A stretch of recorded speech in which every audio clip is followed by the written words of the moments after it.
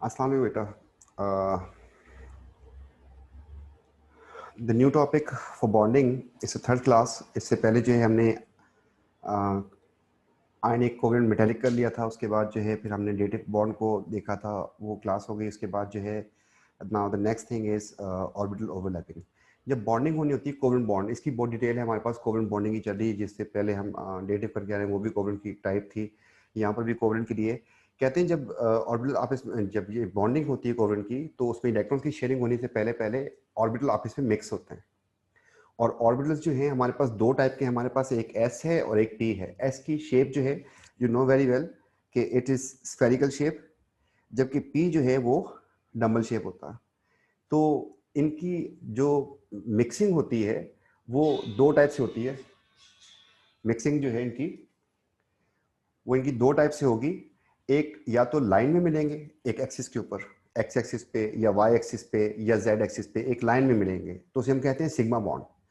और अगर वो पैरेलल मिलते हैं तो उसे हम कहते हैं पाई बॉन्ड। अब इनकी शेप्स ही ऐसी हैं जिसकी बेस के ऊपर ये काम चल रहा होता है। जरा इसको फिर हम लेके चलते हैं। तो यहाँ पर हम पहले एक पेज इंसर्ट करते हैं और पूरा जो है आपको समझाने की कोशिश करते हैं। देखें एस जो है, तो पहली बात हम लिख देंगे ओवरलैपिंग ऑफ एटॉमिक ऑर्बिटल्स। साथ ही हम इस बात को फोकस कर देते हैं कि ऑर्बिटल्स जो हमारे पास दो टाइप के होते हैं, एक एस और एक पी। आई नो कि डी और एफ भी होता है, लेकिन हमारे पास ए एस में सिलेबस में नहीं है वो। एस की जो शेप होती है दैट इज स्फेरिकल, ये बीच में न्यूक्लियस लगाना होता है आपको। जबकि जो पी की शेप होती है दैट इज डम्बल शेप, इसका न्यूक्लियस यहाँ पे सेंटर में होता है। तो ये दो टाइप के ऑर्बिटल्स हैं। ये एक लाइन में भी मिल सकते हैं। अगर ऑन द एक्सिस हो जाए उसे हम कहते हैं सिग्मा बॉन्ड, और अगर जो है पैरेलल हो तो उसे हम कहते हैं पाई बॉन्ड। तो पहले जो हम देखते हैं कि अगर हमारे पास कॉम्बिनेशन क्या क्या बन सकते हैं। पहला कॉम्बिनेशन जो है वो ये हो सकता है कि एस एस एस के साथ एस मिल जाए, तो उसकी ओवरलैपिंग कैसी होगी। देखिए एक एस ऐसा है और दूसरा भी एस ऐसा है, और इनका ये न्यूक्लियस है। तो आपके पास जिस तरीके से चाहे इनको जोड़ें, अगर आप इनको ऐसे जोड़ दें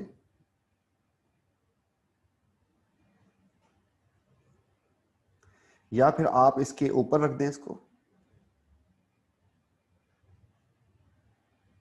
या आप इसके ऊपर इस तरीके से रख दें जो जेड एक्सिस पे आएगा हमारे पास, बिल्कुल आपके फ्रंट पे कुछ इस तरीके से। इन तीनों केसेस में आप न्यूक्लियस टू न्यूक्लियस जो है इसकी लाइन खींचने की कोशिश करें, तो यू विल फाइंड कि ये दोनों एक लाइन में जुड़े हैं, ये भी दोनों एक लाइन में जुड़े हैं, और ये भी दोनों एक लाइन में जुड़े हैं। ये यहां पर मैं लगा देता हूं कि और एंड और। इसका मतलब एस और एस हमेशा लाइन में जुड़ेंगे, ऑन एक्सिस होगा। इसका मतलब ये हमेशा सिग्मा बॉन्ड बनाएगा, सिग्मा बॉन्ड। एस एस का जब भी कॉम्बिनेशन आएगा। सेकंड कॉम्बिनेशन जो है, अगर हमारे पास एस और पी जुड़ जाए तो ये किस तरीके से जुड़ सकते हैं। एस की शेप आपको पता है कि एस की शेप स्फेरिकल होती है, बना दिया एस। पी की शेप जो है डम्बल शेप होती है, एस की कुछ शेप होती है इसकी। अब जब आप इनको जोड़ने की कोशिश करेंगे तो होता क्या है कि ये जो रीजन है ना जहाँ पे इलेक्ट्रॉन्स होते हैं, तो दे आर दीज रीजन्स, यहाँ से ओवरलैपिंग होनी है इसकी। ये बात मैं आपको मार्क करवा दूं कि जब ऑर्बिटल को मिक्स होना है तो किसके लिए होना है, इलेक्ट्रॉन्स के लिए होना है। तो इनके जो रीजन मिक्स होंगे वो जिस पे इलेक्ट्रॉन्स होंगे, तो इलेक्ट्रॉन होंगे तो वहाँ पे क्लाउड बना होगा। सेंटर में तो यू नो वेरी वेल कि क्या होता है, सेंटर में तो न्यूक्लियस होता है, तो यहाँ से तो नहीं जुड़ सकते। अगर आप यहाँ से कहें तो यहाँ पर तो न्यूक्लियस है, यहाँ से तो नहीं जुड़ेगा ये। इसके भी यहाँ पर न्यूक्लियस है, ये यहाँ से नहीं जुड़ेगा, बल्कि कहाँ से जुड़ेंगे, ये जुड़ेंगे जहाँ पर इलेक्ट्रॉन्स हों, इस रीजन से जुड़ेगा। तो अगर इसको मैं जोड़ने की कोशिश करता हूँ तो मेरे पास पी की तीन टाइप्स हैं, तीनों के साथ जोड़ के दिखा देता हूँ आपको। तो आपके पास एक होता है पी एक्स,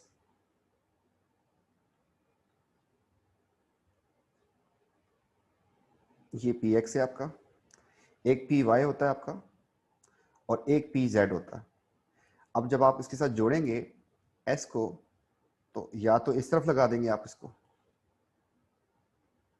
या फिर इस तरफ आ जाएगा आपके पास, इस तरफ आ जाए या फिर इस तरफ आ जाए, एक ही बात है। Similarly either you attach on this side या फिर दिस साइड, एक ही बात है। सिमिलरली ऑन दिस साइड या फिर लोअर साइड पे आप जोड़ देंगे इसको। तो अब फिर आपको न्यूक्लियस टू न्यूक्लियस जो है एक लाइन खींचनी है, स्ट्रेट लाइन। तो आपके पास ये देखें न्यूक्लियस टू न्यूक्लियस, तो आपके पास ये कुछ ऐसा बनेगा हिसाब किताब। तो इसमें भी एक लाइन में ही जुड़ रहे हैं, और इसे हम कहेंगे कि अगर S और P जुड़ेंगे तो फिर बनेगा ऑन एक्सिस, और बॉन्ड बनेगा सिग्मा बॉन्ड। सिग्मा बॉन्ड को इस तरीके से साइन से भी शो करते हैं, यहां पर भी ऐसा ही हुआ था। देखिए एस हमारे पास जो ऑर्बिटल दो टाइप के हैं, एस और पी है, तो एस के साथ हो जाए, एस पी के साथ हो जाए, दोनों केसेस में सिग्मा बना। तो हम यहां पर कंक्लूड कर सकते हैं, concluded S always form sigma bond. मतलब दैट इज कि अगर एस के साथ जुड़ जाए या एस पी के साथ जुड़ जाए, इस केस में भी सिग्मा बनेगा, इस केस में भी सिग्मा बनेगा।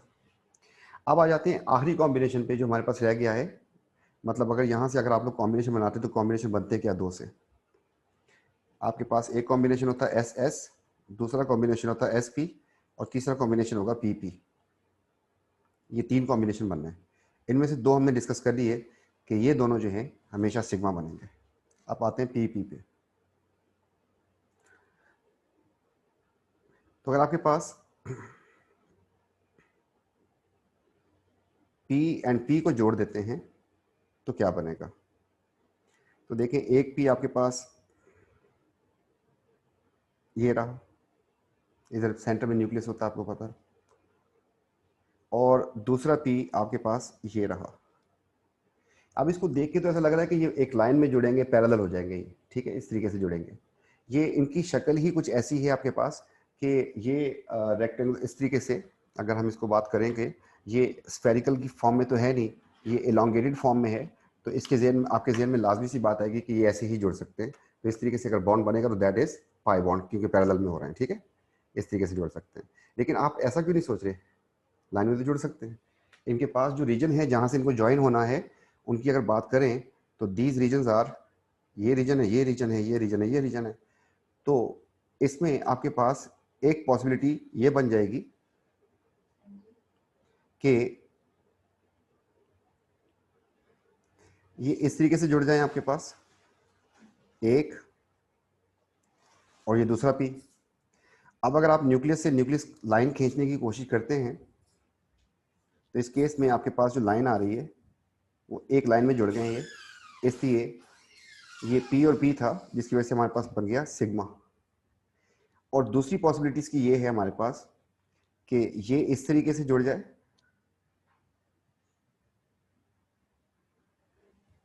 तो इस तरीके से अगर हम लाइनें खींचने की कोशिश करते हैं तो अब न्यूक्लियस न्यूक्लियस सामने नहीं आ रहे, तो आपको इस तरीके से इसकी लाइनें जो हैं ये, इट इज अंडरस्टूड कि ये जो है हमारे पास पैरेलल में जुड़ रहा है। तो इसको हम कहते हैं पाई बॉन्ड। तो पाई बॉन्ड को हम सॉरी इससे नहीं, पाई के सिंबल से रिप्रेजेंट करते हैं, पाई। तो P और P से ये पता चला कि ये सिग्मा भी बना सकता है एंड पाई भी बना सकता है, दोनों बॉन्ड बना सकता है।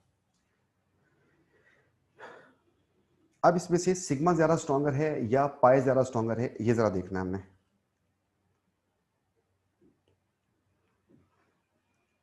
देखिए,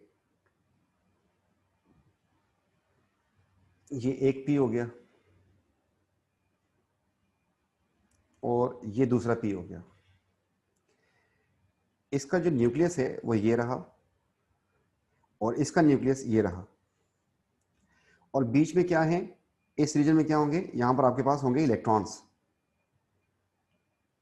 इस रीजन में आपके पास इलेक्ट्रॉन्स होंगे।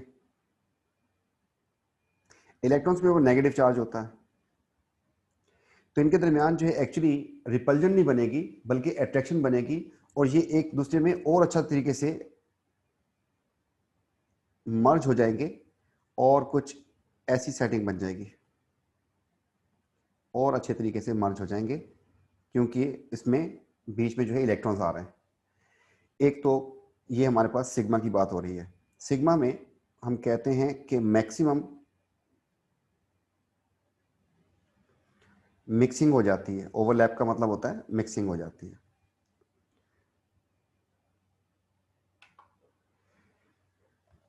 दूसरी पॉसिबिलिटी, अगर आपके पास हम पैरेलल जोड़ने की कोशिश करते हैं,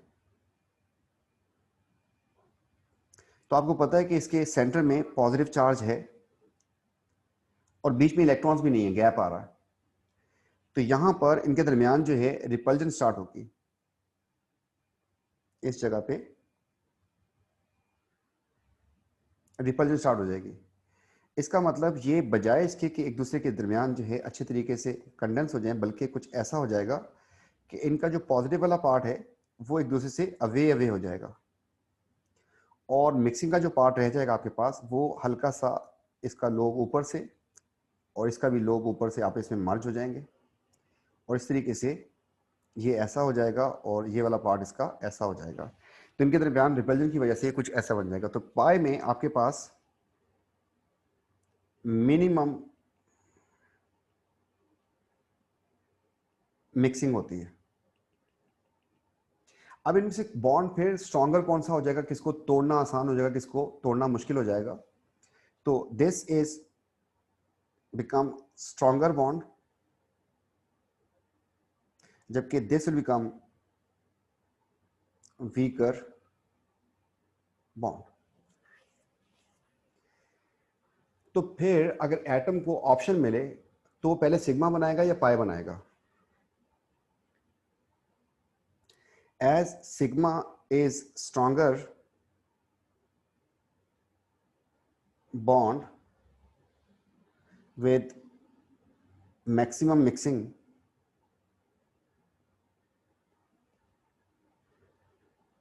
so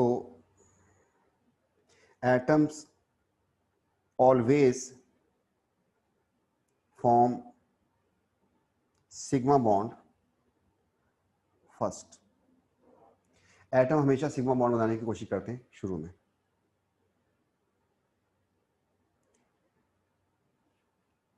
दैट इज, जब भी आपको सिंगल कोवेलेंट बॉन्ड मिलेगा, that is always sigma bond, क्योंकि ये स्ट्रॉन्गर होता है, हर एटम यही चाहता है ये बॉन्ड बने।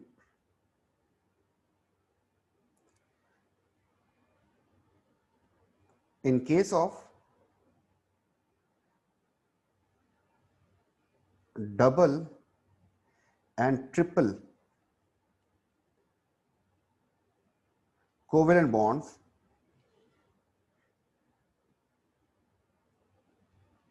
first bond is always sigma, while second and third bond is pi. It means if you have a molecule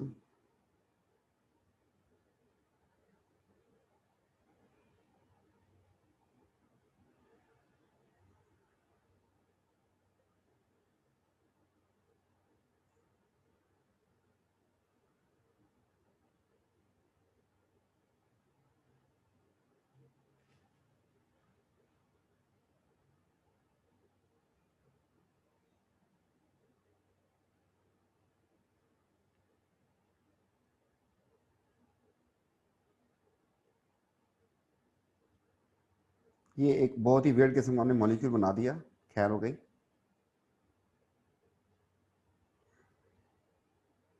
तो सबकी वैलेंसियां पूरी हैं, यस। इसको तो हम बाद में करते हैं, हम इसको कट कर देते हैं, यहाँ से कट कर दिया। अगर हमारे पास ये है, उसके बाद second example is this one and third example is this one. तो इसमें एक ही बॉन्ड था, इसमें दो बॉन्ड हैं, जबकि इसमें तीन बॉन्ड्स हैं। तो पहला बॉन्ड हमेशा सिग्मा होता है, इसका सिग्मा हो गया। इसमें ये भी पहला बॉन्ड सिग्मा हो गया और ये भी सिग्मा हो गया। जबकि दूसरा बॉन्ड इसका पाए होगा और तीसरा बॉन्ड भी पाए होगा। एक सिग्मा बन सकता है, एक से ज़्यादा सिग्मा नहीं बन सकते। और ये भी इसका पाए होगा। इस बात को समझाने के लिए अब जो है आपको एक डायग्राम जो है वो बना के दिखाते हैं, तो फिर ये बात ज़रा और क्लियर हो जाएगी। तो पहला बॉन्ड हमेशा सिग्मा होता है, डबल में एक सिग्मा होगा, एक पाए होगा, और ट्रिपल में एक सिग्मा होगा और दो पाए हो जाएंगे। अगर आपसे कहता है कि n जो है वो n के साथ मिलता है और आपके पास बन जाता है n2। n जो है ये p ब्लॉक एलिमेंट है, इसकी कन्फिग्रेशन p3 पे खत्म होती है। ये p3 हो गया इसका मतलब p3 का मतलब हो गया इसमें 3 इलेक्ट्रॉन हैं अनपेयर्ड। ये एक नाइट्रोजन हो गया और दूसरा नाइट्रोजन का एटम बिल्कुल इसका ही कॉपी है, इसमें भी 3 अनपेयर्ड इलेक्ट्रॉन्स हैं। तो आपके पास ये जो पहला बॉन्ड है इसके दरमियान ये सिग्मा बन जाएगा, जो सेकंड बॉन्ड है ये पाए होगा और जो थर्ड बॉन्ड है ये भी पाए होगा। इस बात को समझाने के लिए हम दोबारा एक n और n को बनाते हैं। तो n में आपको पता है कि 3 ऑर्बिटल्स ने बॉन्डिंग करनी है। आपके पास ये एक n का एटम हो गया और ये दूसरा n का एटम हो गया, और जब ये बनेगा, इस बात को समझाने के लिए हमने कहा कि ये इसका px हो गया और इस तरीके से ये इसका px हो गया।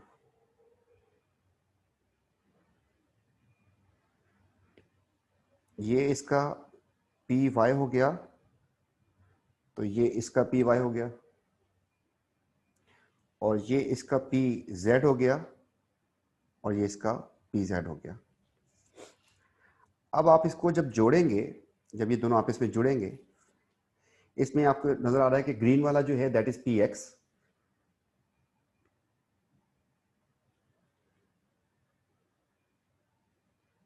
ये आपका px हो गया, जिसमें से ऐसे हम मार्क कर सकते हैं px, py एंड pz। उधर भी ऐसा ही है। इस तरीके से जो रेड कलर का था उसको हमने py कहा है, और इस तरीके से जो ब्लू कलर का था उसको हमने pz कहा है। अगर फॉर एग्जांपल मैं यहाँ से इसको कॉपी करता हूँ,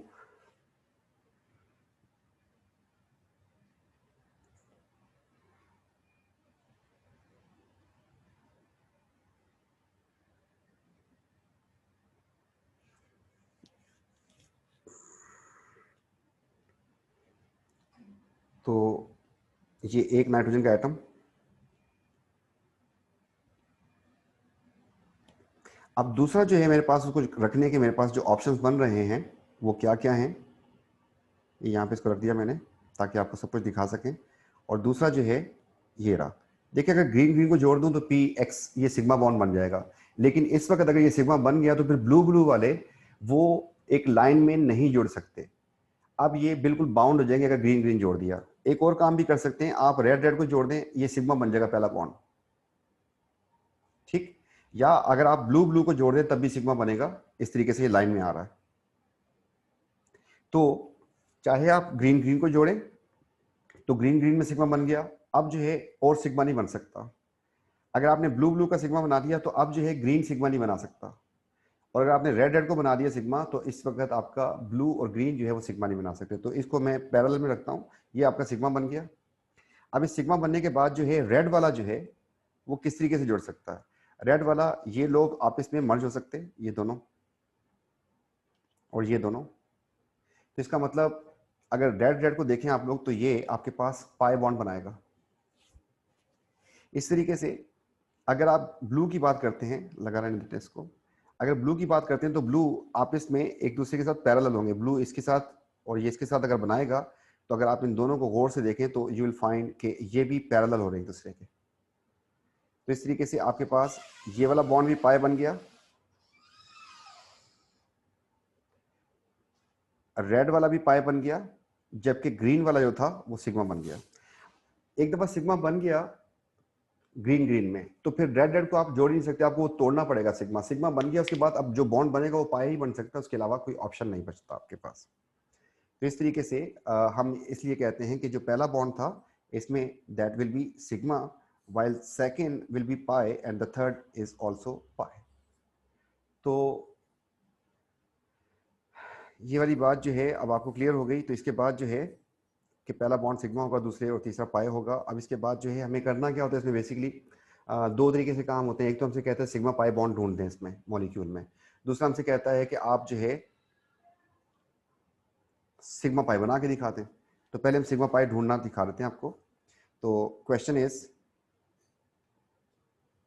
deduce sigma and pi bonds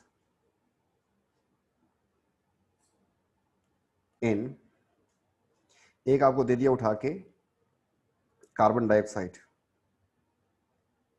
B उठा के दे दिया आपको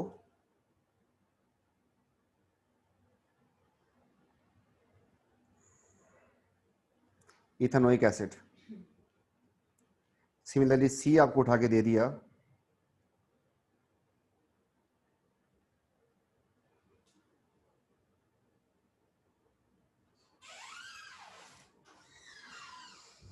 ये कंपाउंड, एंड डी आपको उठा के दे दिया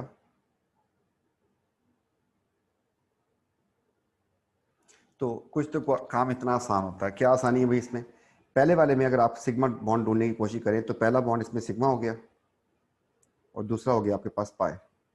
सिमिलरली इसमें ये पाई हो गया और ये पहला बॉन्ड सिग्मा था। तो आपके पास इसमें इसका आंसर हो जाएगा कि आपके पास 2 सिग्मा है,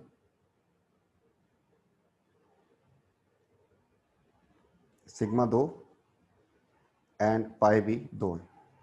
इस वाले में आ जाएं आप, तो आपके पास ये पहला सिंगल बॉन्ड 1, ये 2, ये 3, ये 4, ये 5, ये 6 और ये 7। तो इसमें आपके पास सिग्मा हो गया 7, जबकि पाई हो जाएगा 1, क्योंकि डबल बॉन्ड एक ही आ रहा है इसमें, तो एक आपके पास पाई हो जाएगा।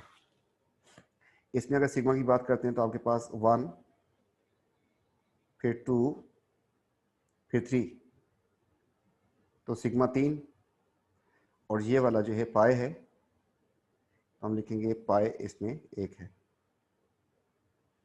इस वाले में आते हैं तो सिग्मा, सिग्मा एंड सिग्मा, जबकि ये दो आपके पास पाई हैं, तो सिग्मा हो गए 3 एंड पाई हो गए आपके पास 2।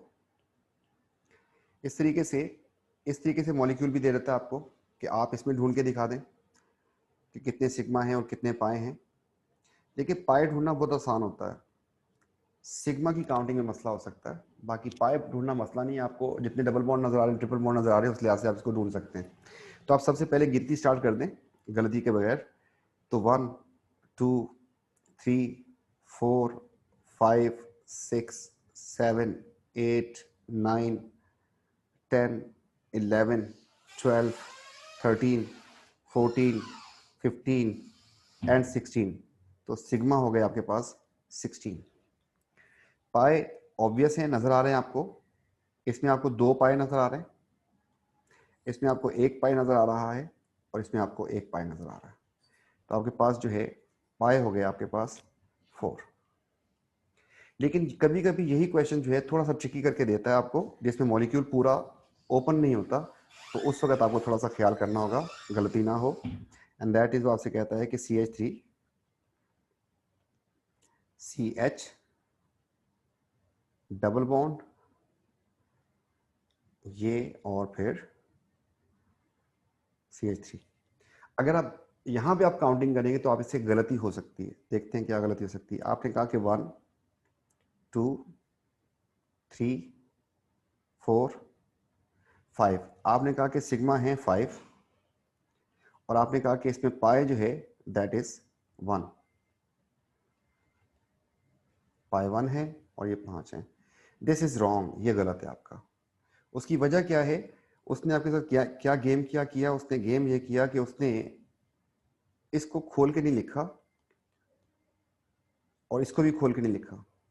क्या आप इसको विजुलाइज कर सकते हैं? अगर ये खुला होता तो आपके पास यहाँ पर 3 बॉन्ड और नहीं होते, सिग्मा सिग्मा एंड सिग्मा। तो इसका मतलब ये हुआ कि आपके पास 3 यहाँ पर हिडन है सिग्मा और 3 यहाँ पर हिडन सिग्मा, क्योंकि हाइड्रोजन हमेशा सिग्मा बॉन्ड बनाएगा क्योंकि एस होता है वो, और एक ही बॉन्ड बनाता है सिंगल बॉन्ड। तो इसलिए आपके पास 6 बॉन्ड उसने हाइड किए थे। तो सिग्मा आपके पास जो नजर आ रहे थे, जो सीन थे सिग्मा वो 5 थे, जो हिडन थे सिग्मा वो 6 थे। तो टोटल आपके पास सिग्मा हो गए 11 सिग्मा हो गए, और पाई आपने सही निकाला था।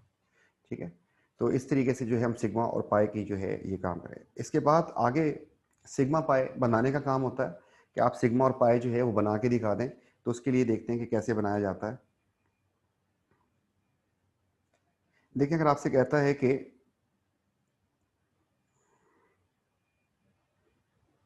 Show orbital overlapping in formation of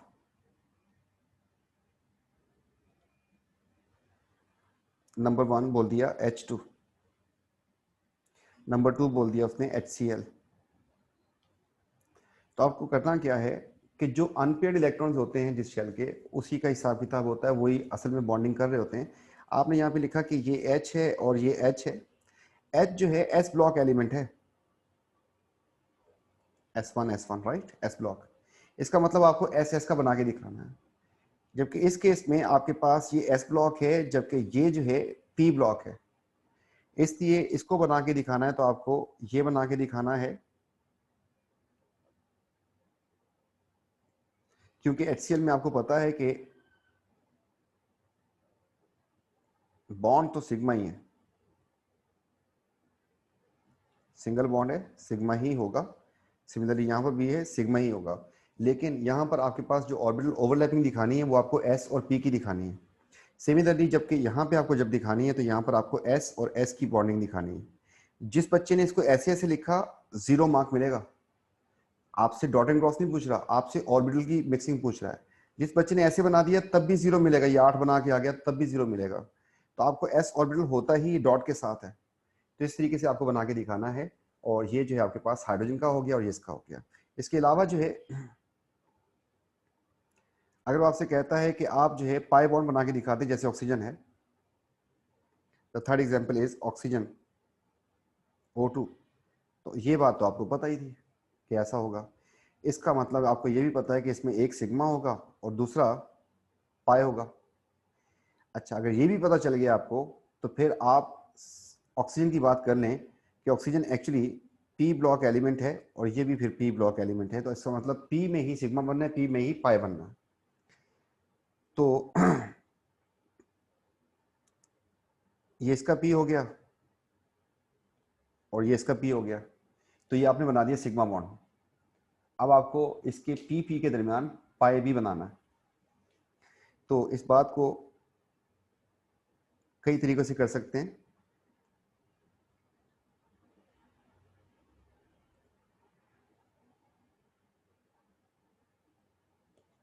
तो एक तो ऐसे कर दिया आपने, दूसरा जो इसका पी वाई था इसको ऐसे शो कर दें आप, दिस इज ऑल्सो राइट। तो इसका मतलब ये हो गया कि दिस इज पाई बॉन्ड आपने शो किया, जबकि ये आपने सिग्मा शो किया। दूसरा बी रास्ता है इसको शो करने का, वो ये है कि आप इसको इस तरीके से कर दें। और अभी आपको थोड़ी देर पहले बताया था कि सही तरीके से मिक्सिंग नहीं होती, तो इसका लोब इधर लेके आए और इस तरीके से इसका लोब इधर लेके आए सिमिलरली ये लोब्स को नीचे से भी मिलाना होगा, ये इनके पी ऑर्बिटल्स ही थे। तो this is also right way, आपने यहाँ पे लिख दिया ये पाए है, जबकि इनर जो है वो सिग्मा है, दिस इज सही, ये भी ठीक है। एंड द लास्ट वे जो आपके पास पास पेपर्स में आपको मार्किंग स्कीम में नजर आएगा वो ये है कि वो ये कहता है कि कुछ इस तरीके से, आपको एकदम से समझने में मुश्किल होगी, वो ये जो दो लोब्स मिक्स हो रहे हैं और नीचे भी मिक्स हो रहे हैं, इसको वो कुछ इस तरीके से बना के दे देता है कि ऊपर वाले तो मिक्स हो गए और नीचे वाले भी लोब मिक्स हो गए, इस तरीके से बना के दे देगा।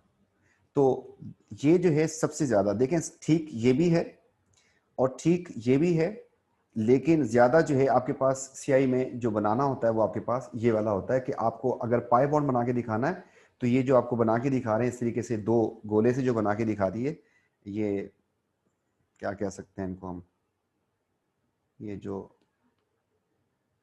लोबिये के बीच से बना के दिखा दिए ऊपर और नीचे। तो क्योंकि दो लोब ऊपर से मिक्स हो गए और दो नीचे से, क्योंकि दोनों तरफ से मिक्सिंग होगी, तो इस तरीके से भी बना के दिखाया जाता है, मोस्टली ये बना के दिखाया जाता है आपको। तो इस तरीके से हम ये सिग्मा और पाई का जो है काम कर रहे होते हैं। तो ये हमारे पास सिग्मा और पाई का जो है टॉपिक यहाँ से हमारे पास कंप्लीट हो रहा है। तो इसके कुछ क्वेश्चन देख लेते हैं हम लोग।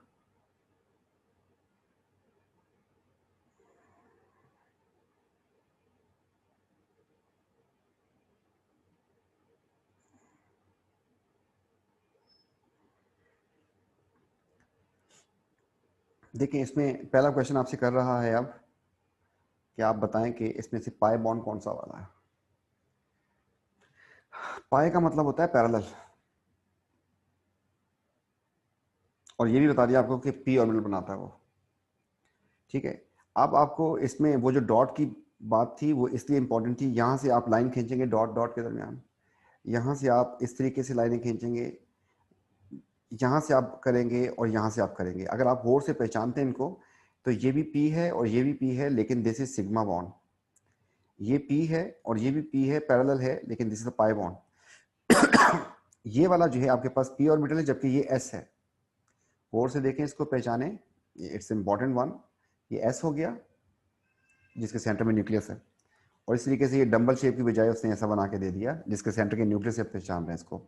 एस और पी में भी सिग्मा हो जाएगा, एंड ये दोनों एस एस थे, ये भी सिग्मा हो जाएगा। तो आपका आंसर जो है पाई बॉन्ड पूछा था, ये आंसर हो जाएगा आपके पास।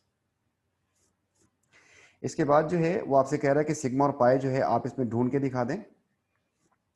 How many sigma bonds are present, sigma सिर्फ पूछ रहा है आपसे, उसको पता है सिग्मा बच्चा फंसेगा। पाई तो सबको नजर आ रहा है कि पाई इसमें तीन है, तीन डबल बॉन्ड है तो तीन पाए होंगे। सिग्मा की काउंटिंग करने चलते हैं, पहले जो विजिबल है उनको मार्क करने जा रहे हैं। वन, सॉरी, 1 2 3 4 5 6 7 8 विजिबल जो हैं वो 8 हैं, मार्क कर दिया हमने। अब हिडन कितने देखते हैं। हिडन आपके पास यहाँ पे दो हैं, जो CH2 करके लिखा है उसने, यहाँ पर एक ये नहीं बनाया उसने खोल के, यहाँ पर दो, सिमिलरली यहाँ पर भी दो, यहाँ पर एक और यहाँ पर दो। तो आपके पास 5 और 5 10 इनविजिबल जो हैं वो 10 है। आंसर बन गया आपका 18। ठीक, एक और दिखाते हैं इससे क्वेश्चन।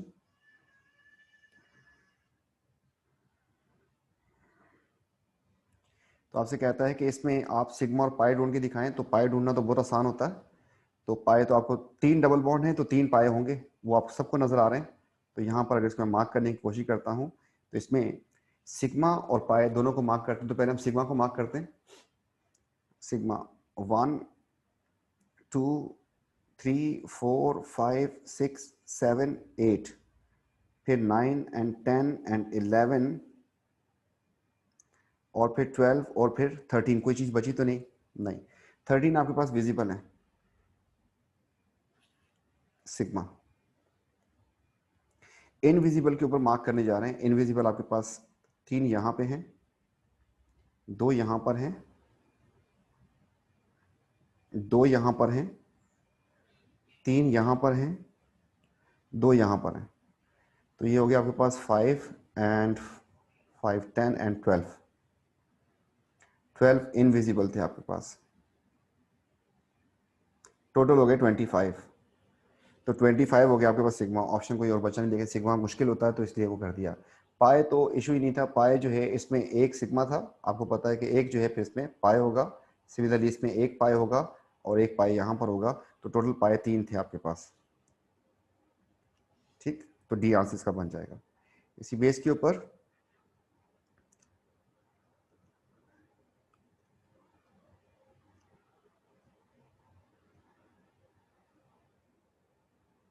ये उसने एटॉमिक स्ट्रक्चर में हम क्वेश्चन करवा रहे थे। अब जो है हमसे ये क्वेश्चन कर रहा है कि आप जो है इसमें जो चीज़ बता सकते हैं वो ये ज़रा देख लें इसमें।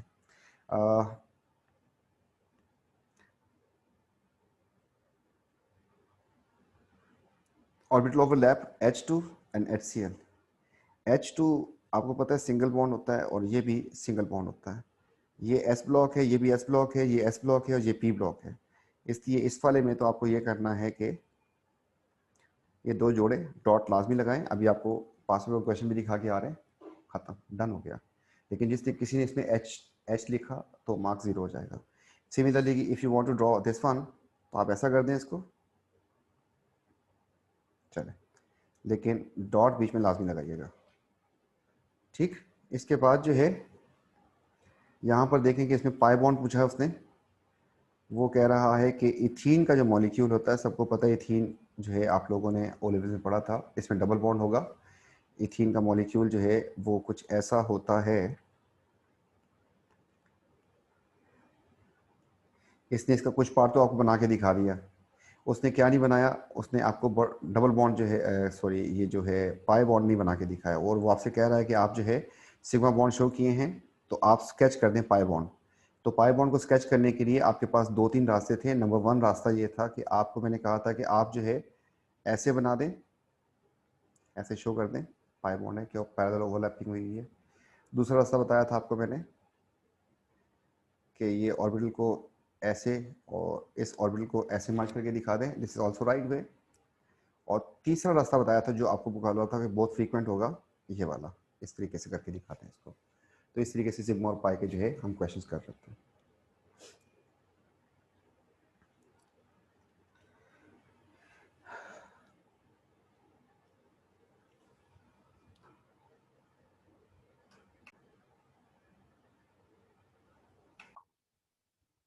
बट इसके साथ जो है कुछ एक दो छोटे से टॉपिक हैं और इनको हम जरा देख लें। Bond length and bond energy, और इस तरीके से रिएक्टिविटी ऑफ मॉलिक्यूल, ये भी कोवलेंट के लिए ही है। और बॉन्ड लेंथ और बॉन्ड एनर्जी का जो टर्म चल रहा होता है नॉर्मली, तो जरा देखते हैं बॉन्ड लेंथ है क्या एक्चुअली।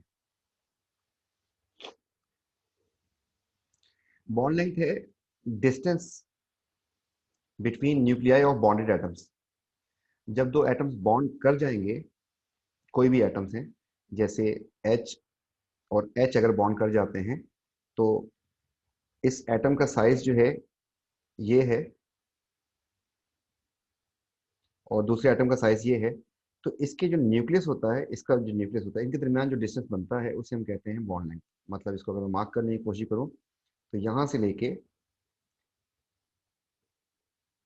इस चीज को हम कहते हैं बॉन्ड लेंथ। तो डिस्टेंस फ्रॉम न्यूक्लियस, न्यूक्लियाई का वर्ड यूज किया, न्यूक्लियस टू न्यूक्लियस लिख सकते हैं इंग्लिश में, न्यूक्लियाई का मतलब plural of bonded atoms. Bond length जो है वो डिपेंड करती है दो फैक्टर्स के ऊपर। नंबर 1 साइज ऑफ एटम के ऊपर एंड मल्टीपल बॉन्ड्स के ऊपर।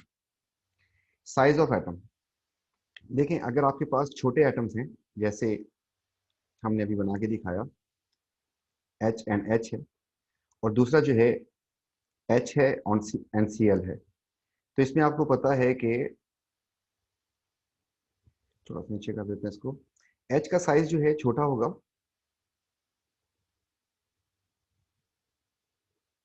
तो इसके दरमियान जो बॉन्ड लेंथ बनेगी ये भी कम होगी। This is bond length in दोनों के दरमियान। लेकिन यही काम जब H के लिए करने की कोशिश करते हैं, ये H हो गया हमारे पास, लेकिन Cl का साइज काफी बड़ा होता है एज कम्पेयर टू H के, तो ये कुछ ऐसा हो जाएगा। अब इस केस में बॉन्ड लेंथ इंक्रीज कर जाएगी, और उसकी वजह क्या है, इस केस में बॉन्ड लेंथ जो आपकी बन जाएगी that is from this distance to this distance, मतलब डायरेक्ट में मार्क कर सकता था तो इस तरीके से। तो इसकी बॉन्ड लेंथ जो है इसकी स्मॉल है, बॉन्ड लेंथ, जबकि इसकी बॉन्ड लेंथ जो है वो लार्जर हो रही है। इसको हम इस तरीके से मार्क कर सकते थे कि इसकी बॉन्ड लेंथ बढ़ गई है। तो नंबर वन कि बॉन्ड लेंथ ज्यादा होगी या कम होगी, उसके लिए जो है नंबर वन फैक्टर जो है दैट इज साइज। बड़ा साइज होगा तो बॉन्ड लेंथ ज्यादा हो जाएगी, छोटा साइज होगा तो बॉन्ड लेंथ कम हो जाएगी, ये ऑब्वियस चीज है। And the second thing is multiple types of bond. तो सिंगल बॉन्ड से डबल बॉन्ड जरा स्ट्रॉन्गर होता है और ट्रिपल बॉन्ड जरा ज्यादा स्ट्रॉन्गर होता है। उसकी वजह जो है वो अब बतानी है आपको। कोवेलेंट बॉन्ड में भी इलेक्ट्रोस्टैटिक का वर्ड आएगा। देखिए आयनिक कंपाउंड में इलेक्ट्रोस्टैटिक फोर्स एग्जिस्ट करती है। आयनिक कंपाउंड्स की बात शुरू करते हैं। इलेक्ट्रोस्टैटिक का वर्ड हमें लेके आना है यहाँ पर। तो आयनिक की अगर बात करते हैं तो आयनिक में इलेक्ट्रोस्टैटिक फोर्स होती है आयन्स के दरमियान, इनके दरमियान चार्जेस की वजह से फोर्स आ जाती है। यही हमें कोवेलेंट में भी बतानी है कि कोवेलेंट में भी इलेक्ट्रोस्टैटिक फोर्स होती है। तो ये कहाँ से आ जाएगी? उसमें तो चार्जेस नहीं होते। उसमें अगर गौर से देखते हैं हम इसको, तो एक्चुअली चार्जेस होते हैं। कहाँ पे चार्जेस होते हैं? ये हमने दो एटम्स बना दिए। आपको पता है कि एटम के सेंटर में होगा न्यूक्लियस, तो ये एक दूसरे को करेंगे रिपेल। और इसके दरमियान जो है शेयर्ड इलेक्ट्रॉन्स होते हैं जिनके ऊपर चार्ज होता है नेगेटिव। तो अब जो पहले रिपल्जन हो रही थी, अब क्या बन जाएगी? अट्रैक्शन बन जाएगी। तो दिस इज अट्रैक्शन। तो यहां पर आयनिक में इलेक्ट्रोस्टैटिक फोर्स होती है, किसमें, किन पार्टिकल्स के दरमियान होती है electrostatic force? Between opposite ions के दरमियान।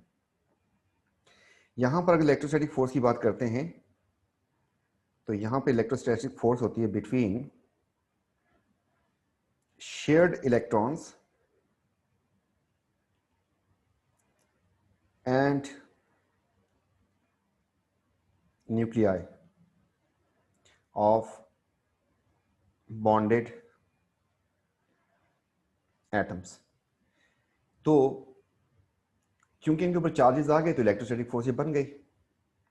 अब इसमें सिर्फ ये वाले इलेक्ट्रॉन्स, क्या ये इलेक्ट्रॉन कंट्रीब्यूट नहीं करेंगे? नहीं, बिल्कुल नहीं करेंगे। ये लोन पेयर कंट्रीब्यूट नहीं करते। तो कौन से इलेक्ट्रॉन्स होंगे? शेयर्ड इलेक्ट्रॉन्स जो होते हैं वो कर रहे होते हैं। इसी बेस के ऊपर अगर हम बताएं कि डबल बॉन्ड और ट्रिपल बॉन्ड स्ट्रॉन्गर क्यों होता है, तो जरा देखते हैं इसको। देखिए हमारे पास एक एग्जाम्पल HCl की ले एच की ले लेते हैं। ये सिंगल बॉन्ड है, जबकि ऑक्सीजन ऑक्सीजन का बॉन्ड जो है स्ट्रॉन्गर होता है।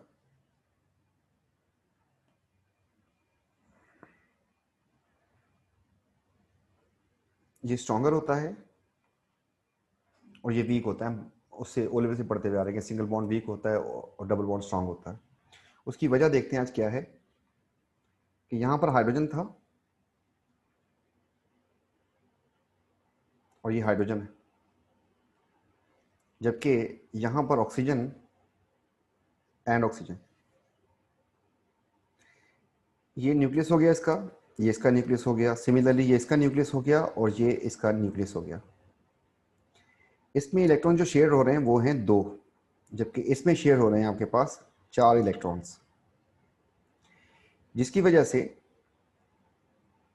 इस जगह पर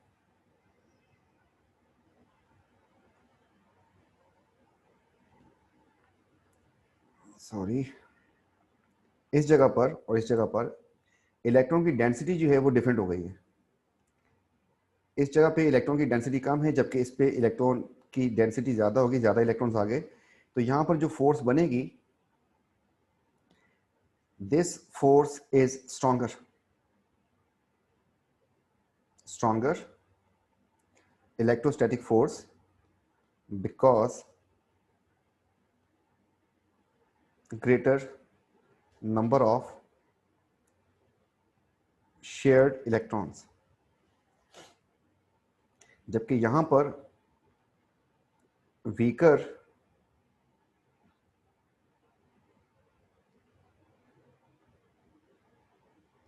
electrostatic force because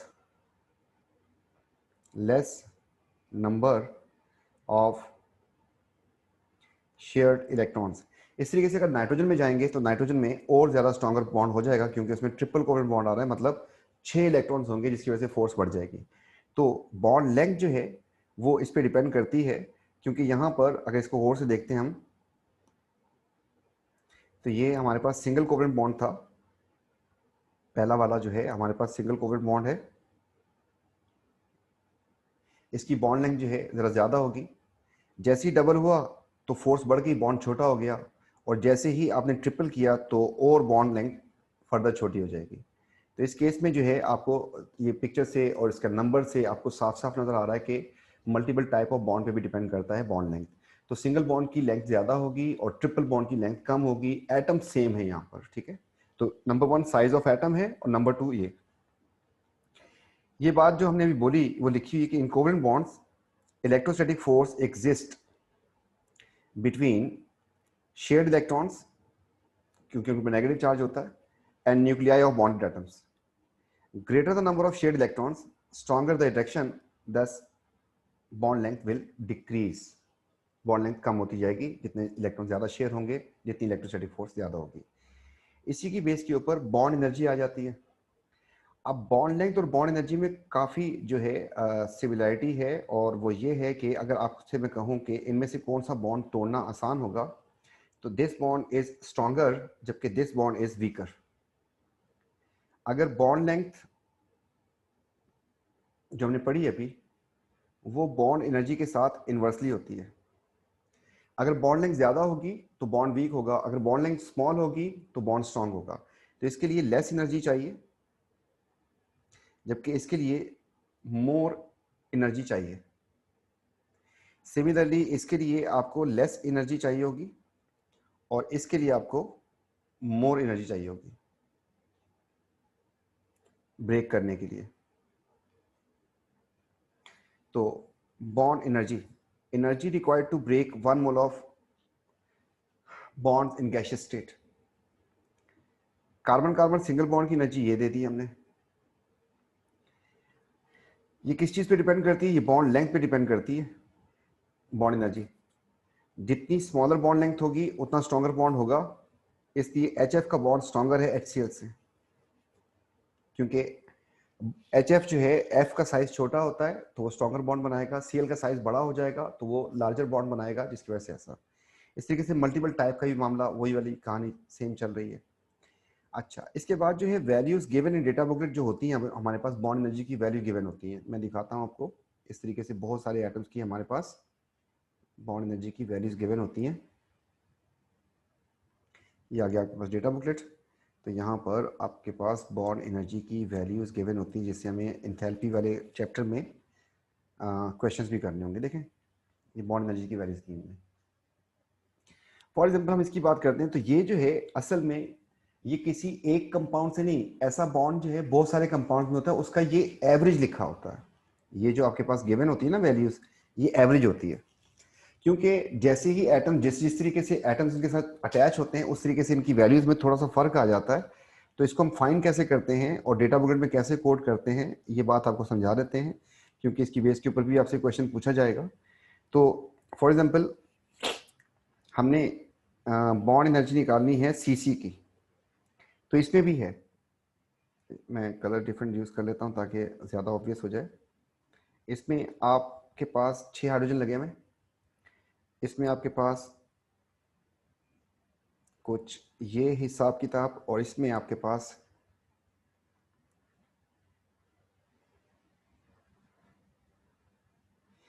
तो ये वाला बॉन्ड जो है आपके पास यहाँ पर भी है, यहाँ पर भी है, और यहाँ पर भी है। लेकिन इसके एनवायरनमेंट में जो दूसरे एटम्स आ रहे हैं, जैसे ऑक्सीजन आ गया, इसमें 2 ऑक्सीजन आ गए, तो इसकी वजह से इसकी बॉन्ड एनर्जी थोड़ी सी चेंज हो जाती है। इस केस में इसकी बॉन्ड एनर्जी ये है, इसकी बॉन्ड एनर्जी ये है, और इसकी बॉन्ड एनर्जी ये है। तो बॉन्ड एनर्जी जो डेटा बुकलेट में कोड करनी है, वो क्या करते हैं आप लोग? एवरेज करते हैं। कैसे? आपने 3 कंपाउंड लिए, तीनों कंपाउंड में इसकी वैल्यू निकाली, और इन तीनों को ऐड करके आपने 3 से डिवाइड कर देना है। तो आपके पास ये जो है, इसको हम डेटा बुकलेट में कोड कर देंगे, डेटा बुकलेट में। तो therefore most of the time bond energy calculated in a particular compound is different from the value given in data booklet। मतलब आपके पास एक क्वेश्चन आता है कि आप जो है इसकी बॉन्ड एनर्जी निकालें, इंथैल्पी में क्वेश्चन आएगा, आपने क्वेश्चन सॉल्व किया, आपके पास बॉन्ड एनर्जी आ गई, फिर वो आपसे कहता है कि जाके डेटा बुकलेट में इसकी बॉन्ड एनर्जी की वैल्यू चेक करें। आपने चेक की, बोलता है कि suggest explanation for the difference, कि आपकी वैल्यू उससे डिफरेंट क्यों आ रही है। तो उसमें आपको ये आंसर लिखना है कि actually the values quoted in data booklet are average from different compounds, वो एवरेज होता है डिफरेंट कंपाउंड से। ठीक, तो ये हमारे पास bond length and bond energy का टॉपिक था। अब इन दोनों में बिल्कुल बहुत ज़्यादा सिमिलरिटी थी कि बॉन्ड लेंथ ज़्यादा होगी तो बॉन्ड एनर्जी कम हो जाएगी, और बॉन्ड लेंथ डिपेंड करती है साइज ऑफ एटम के ऊपर and type of multiple bond पे। सिमिलरली बॉन्ड एनर्जी भी इस पर डिपेंड करती है। ये दोनों एक दूसरे के साथ उल्टा चलते हैं। बॉन्ड लेंथ की अगर बात करें तो बॉन्ड लेंथ जो है यहाँ पर डिक्रीज कर रही है, लेकिन बॉन्ड एनर्जी जो है यहाँ पर इंक्रीज कर रही है। ये इंक्रीज है और ये डिक्रीज है, एक दूसरे के साथ इन्वर्सली होते हैं। इसलिए हमने आपके पास ये लिख के बताया था आपको कि bond length is inversely with the bond energy. Reactivity of molecule, कोई मॉलिक्यूल रिएक्टिव होगा या अनरिएक्टिव होगा, ये दो चीजों पे डिपेंड करता है। नंबर वन, बॉन्ड एनर्जी के ऊपर। अगर लेस बॉन्ड एनर्जी होगी तो बॉन्ड जल्दी से टूट जाएगा, इसलिए हाईली रिएक्टिव हो जाएगा। इस बेस के ऊपर आपके पास इसकी बॉन्ड एनर्जी इतनी है और नाइट्रोजन ट्रिपल बॉन्ड की एनर्जी आपके पास इतनी होती है। क्योंकि इसमें मल्टीपल बॉन्ड जो है वो डबल बॉन्ड है, जबकि इसमें ट्रिपल कोवलेंट बॉन्ड होता है, तो इसलिए ये स्ट्रॉन्गर बॉन्ड है, इसलिए इसकी बॉन्ड एनर्जी जो है वो ज़्यादा है और इसकी बॉन्ड लेंथ जो है वो कम है। इसकी बॉन्ड एनर्जी जो है दैट इज लेस, क्योंकि इसकी बॉन्ड लेंथ जो है वो ज़्यादा हो जाएगी। तो आपने देखा है कि ऑब्वियस डेली लाइफ एग्जाम्पल में कि ऑक्सीजन तो हर एलिमेंट से रिएक्शन करती है। कहाँ पढ़ा है आप लोगों ने? एसिड बेस सॉल्ट जो पढ़ा था ओ लेवल्स में, उसमें आपके पास था कि metal oxide, non metal oxide, amphoteric oxide, ये सारे आपने पढ़े थे। इसका मतलब ऑक्सीजन तो हर किसी एलिमेंट से रिएक्शन कर रही होती है।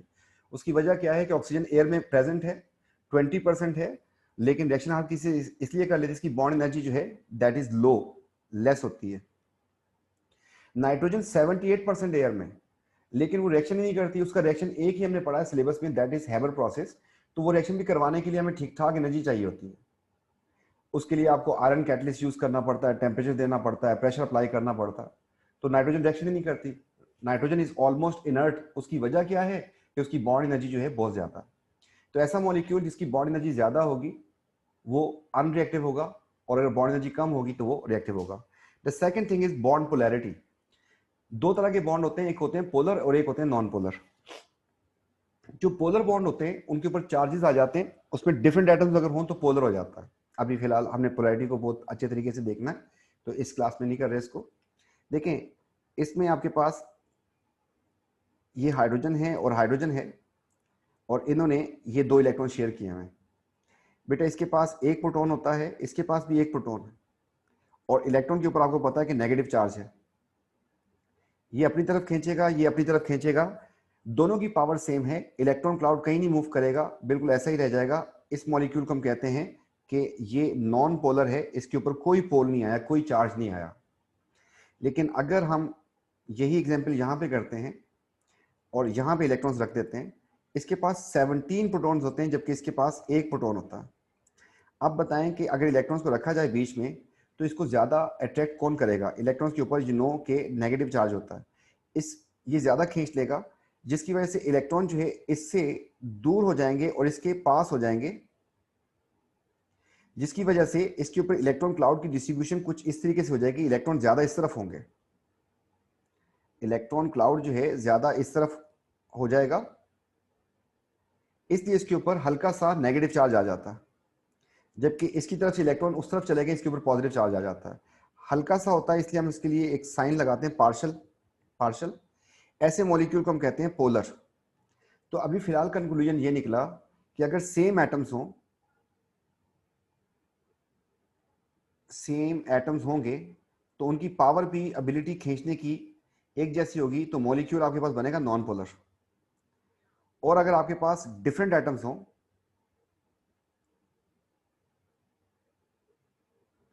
तो उनकी पावर डिफरेंट होती है, जिसकी वजह से अनइवन डिस्ट्रीब्यूशन हो जाएगी इलेक्ट्रॉन्स की जो शेयर थे, इसकी वजह से उसके ऊपर पोल्स आ जाएंगे, उसे हम कहते हैं पोलर मॉलिक्यूल। तो बॉन्ड पोलैरिटी भी अब अगर एक मॉलिक्यूल आपके पास ऐसा है, जैसे मैं यहां पे लिख देता हूं कि N2 और N2, ये दोनों नॉन पोलर है, कोई चार्ज ही नहीं इनके ऊपर, नॉन पोलर, ये भी non polar.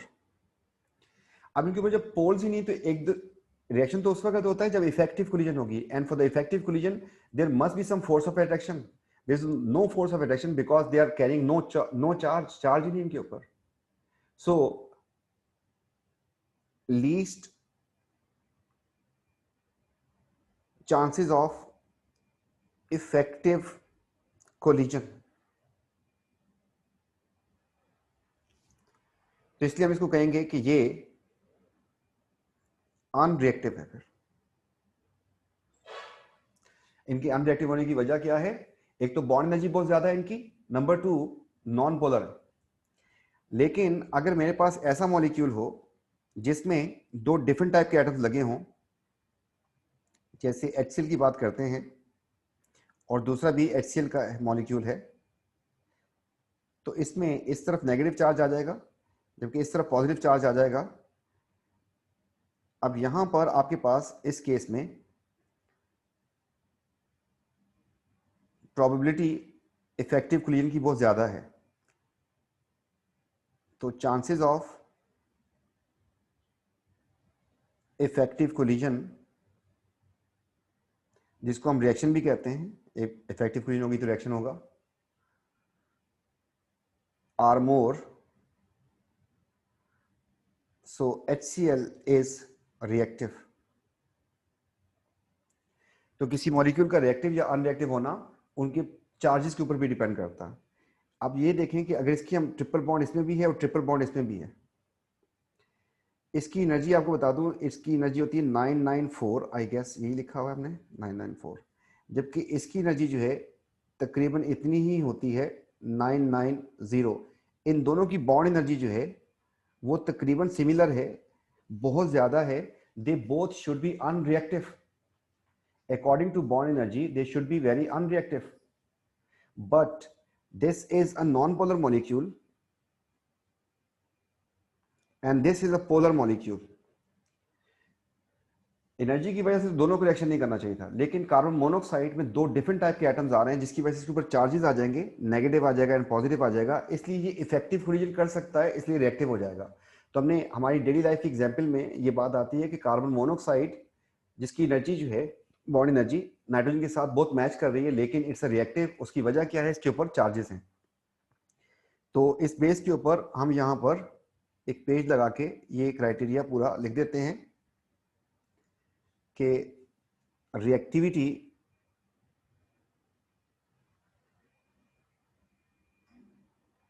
Of a molecule, molecule का टर्म हमेशा कोवेलेंट के लिए यूज करते हैं। ये डिपेंड करती है दो चीजों के ऊपर, bond polarity and bond energy.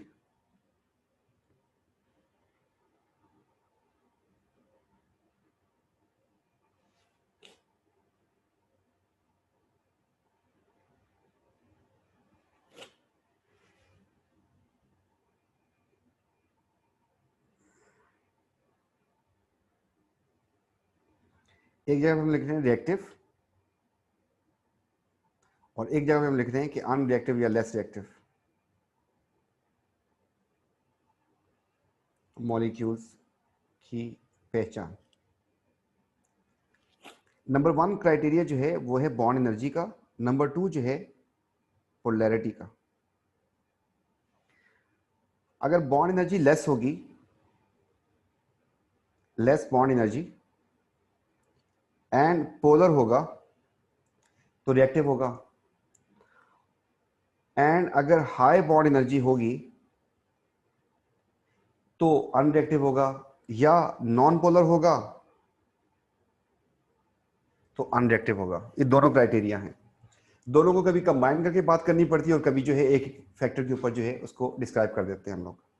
ठीक है, तो हमने पहले जो है बॉन्ड एनर्जी की बेस पे हमने कहा था कि ये जो है और ये, इन दोनों में से ज्यादा रिएक्टिव कौन सा होगा? तो ये अनरिएक्टिव होगा जबकि ये रिएक्टिव होगा। वजह इसकी बॉन्ड एनर्जी जो है वो बहुत ज़्यादा है, जबकि इसकी बॉन्ड एनर्जी कम होगी नाइट्रोजन से। दूसरी एग्जांपल हमने दी थी कार्बन मोनोऑक्साइड, जबकि यहां पर हमने लिखा एन। अब इस केस में हमारे पास this is unreactive and this is reactive. अब दोनों की बॉन्ड एनर्जी ऑलमोस्ट सेम है, दोनों में डबल बॉन्ड आ रहा है। उसकी वजह यह है कि this is non polar while this is polar. ठीक, तो इस क्लास को एंड करते हैं, इंशाल्लाह फिर नेक्स्ट क्लास में हम बात करते हैं इस पर। Thank you so much, take care, अल्लाह हाफिज़।